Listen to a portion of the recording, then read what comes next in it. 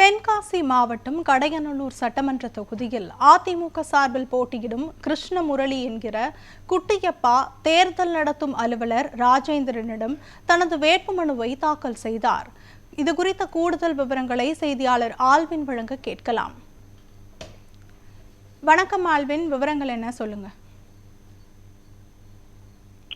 தென்காசி மாவட்டம் கடையநல்லூர் சட்டமன்ற தொகுதியில் அதிமுகவின் சார்பாக கிருஷ்ணமுரளி என்ற குட்டியப்பா வேட்பாளராக அறிவிக்கப்பட்டு அவர் களம் காணுகிறார். ஏற்கனவே இந்த சட்டமன்ற தொகுதியில் சட்டமன்ற உறுப்பினராக இருக்கக்கூடிய அவர் மீண்டும் இதே தொகுதியில் போட்டியிடுவதற்கு வாய்ப்பு வழங்கப்பட்டிருக்கக்கூடிய நிலையில அவர் தேர்தல் பரப்புரைகளை மும்முரமாக ஒருபுறம் மேற்கொண்டு வருகிறார். பல்வேறு இந்த தொகுதியினுடைய முக்கிய நிர்வாகிகளையும் சந்தித்து வரக்கூடிய நிலையில இன்று தனது வேட்பு மனுவினை தாக்கல் செய்தார். கடையநல்லூர் நகர பகுதிகளில் இருக்கக்கூடிய நகர பகுதியில் தேர்தலுக்கான காரியாலயத்தை திறந்த பின்பு அங்கிருந்து ஊர்வலமாக வருகை தந்து தேர்தல் நடத்தக்கூடிய அலுவலரிடம் இன்று தனது வேட்புமனுவினை அவர் முறையாக தாக்கல் செய்திருக்கிறார். கட்சி தொண்டர்கள், அதே போன்று கூட்டணி கட்சிகளினுடைய நிர்வாகிகள் தொண்டர்களுடைய புடைசூழ மேலதாளத்தோடு ஊர்வலமாக சென்று இன்று தனது வேட்புமனுவினை அவர் தாக்கல் செய்திருக்கிறார். அவருக்கு கட்சியினுடைய தொண்டர்கள், கூட்டணி கட்சியினுடைய தொண்டர்களும் உற்சாக வரவேற்பு, அவரோடு உற்சாகமாக பயணித்து இன்றைய தினம் அவர் அந்த வேட்புமனுவினை தாக்கல் செய்திருக்கிறார். அந்த காட்சிகளை பார்க்க முடியும். அதே போன்று இந்த தொகுதியினுடைய வளர்ச்சிக்கு தொடர்ந்து பாடுபடுவேன் என்றும் அவர் செய்தியாளர் சந்திப்பின் போது தனது கருத்தினையும் பதிவு செய்திருக்கிறார். இரண்டாவது முறையாக இதே தொகுதியில் களம் காணக்கூடிய அவர் கூட்டணி கட்சி நிர்வாகிகளோடு இணைந்து தனது வேட்புமனுவினை இன்று தாக்கல் செய்திருக்கிறார். விவரங்களுக்கு நன்றி ஆல்வின்.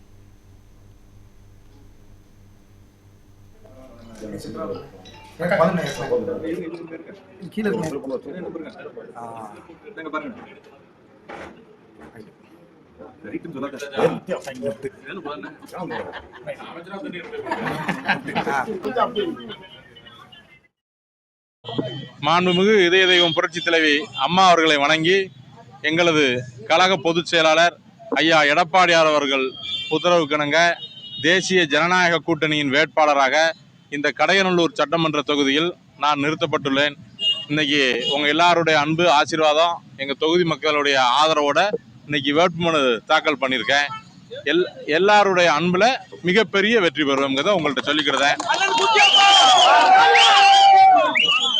இந்த கடையநல்லூர் சட்டமன்ற தொகுதியை ஒரு முன்மாதிரி தொகுதியாக மாற்றுவதற்கு என்னால் முடிந்த அளவுக்கு அனைத்து விதமான செயல்பாடுகளையும் ஆக்கப்பூர்வமா செயல்படுவோங்கிறத உங்கள்கிட்ட சொல்லிக்கிறேன். இல்லை, ஏற்கனவே சென்ற முறை பல வாக்குறுதிகள் கொடுத்திருந்தோம்.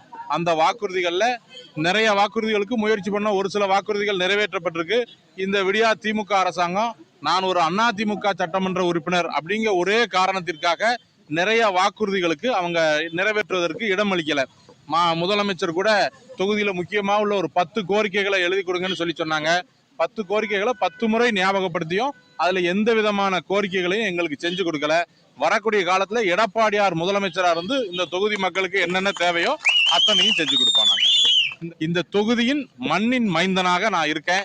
இந்த மக்கள் எனக்கு ஆதரவளித்து வெற்றியடைய வைப்பாங்க.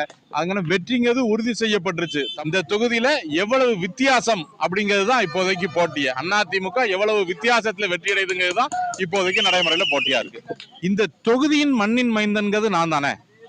இந்த தொகுதிக்குள்ள இருக்கக்கூடியவன், இந்த தொகுதியிலே பயணிச்சவன், பிறந்ததுல இருந்து இங்க வளர்ந்து இந்த வரைக்கும் இப்ப 5 வருஷத்துல நீங்களே பார்த்திருக்கீங்க. ஒரு 4 நாளைக்கு முன்னாடி கூட ஊழியர் கூட்டத்துல சொன்னேன், 6918 சுப நிகழ்ச்சிகள்ல இந்த தொகுதிக்குள்ள நான் பங்கேற்றிருக்கேன். அது மாதிரி வேற வேட்பாளர்கள் யாராவது இந்த தொகுதிக்குள்ள இருந்திருக்காங்களா? இப்ப வந்திருக்கக்கூடிய வேட்பாளர்கள் எல்லா இன்ன துண்ணல்களையும் சந்தோஷத்திலையும் மகிழ்ச்சியிலையும் எல்லாத்துலயும் இருக்கணும்ல. நான் போராடக்கூடியது தப்பு கிடையாது, போராட்டம்னு வரவேற்கேன். ஆனா எல்லாத்தோட கலந்து இருக்கங்கிறத நான் சொல்லுதேன். வேற யாரையும் குறைவா சொல்லல. எல்லாரோட கலந்து நான் இருக்கேன். இந்த மண்ணின் மைந்தரா இருக்குங்கிறத நான் சொல்லிக்கிறேன்.